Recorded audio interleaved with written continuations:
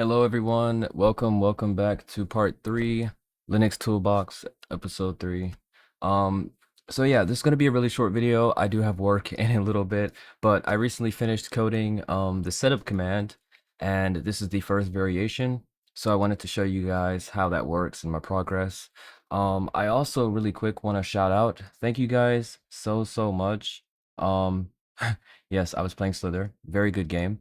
Um, but yeah, thank you so much for almost 700 views, guys, in 3 days. That's pretty cool, considering I have 18 subscribers now. So, yeah, I just appreciate everyone who's watching the videos and commenting. I see you guys. I reply. Yeah, if anyone ever wants to reach out, you can find me on Twitter.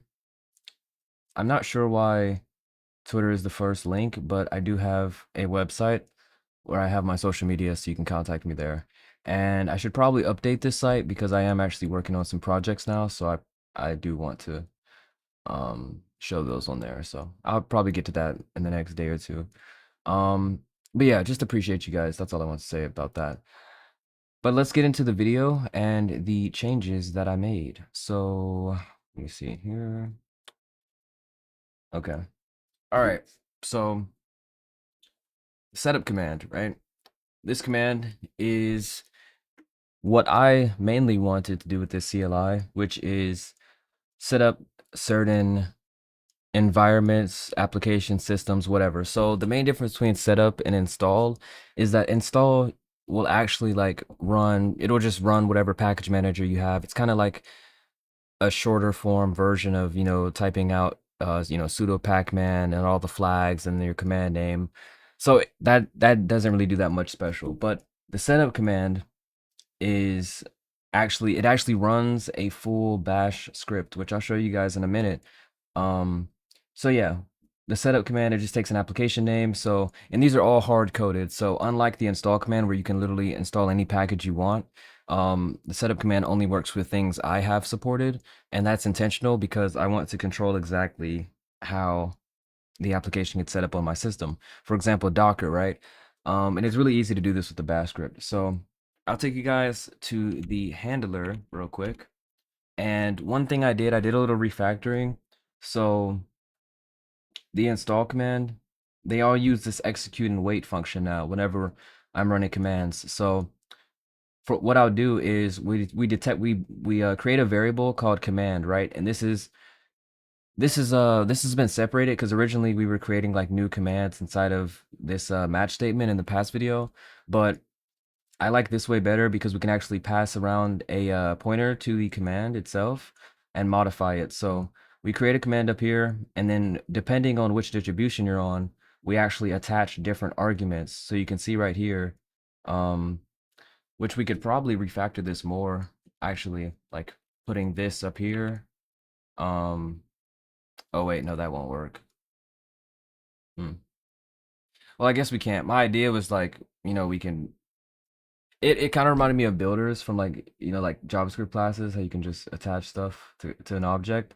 Um, I'm not gonna deal with that right now because it's not important. But yeah. Anyways, the point is, we can attach different arguments though to the command depending on which distribution we're using. So we use apt down here and then pacman up here, right? And then this execute and wait function takes a pointer to the command which we created and then a message we want to output if the command is ran successfully. This way we can just reuse this code. So the code I actually save is just this code, which is not that much, but I like to kind of use functions whenever I do something more than once or twice. And that's kind of just what I found myself like rewriting this same code right here that rarely ever changes except for like this one line. So I might as well make a function. And then I have to write some more tests later, but here's all the magic that I wrote today. So we have the setup commands, which is just a string slice, which is Docker. So this is the only supported command right now. And we just do some checks. We grab the command name, which was passed from our you know, CLI. So if this command name is not equal to the commands here, then we just simply say unknown command, which actually I should do something like unknown or Wait, let me do like invalid setup argument. Yeah, do something like that. Because it's not really a command. This is more like it's like a sub command, really. But yeah, we do that. And then if the command name equals Docker, we run this code. There's no real easy way, just dealing with Rust, that I found that I could like extract abstract, there we go. Abstract this logic out without just making like, pointless engineering. So I just did a simple if check. If Docker, then we're going to create a new command. And then this time what's different here is we're passing in this arch setup Docker, which I'll show you guys in a second. And then we simply run and say successfully installed Docker and Docker desktop. So we have this arch setup Docker and this Debian setup Docker. And as you guys can see from the hover, this is actually just running like straight up bash code. Bin bash, shebang, um, a file name.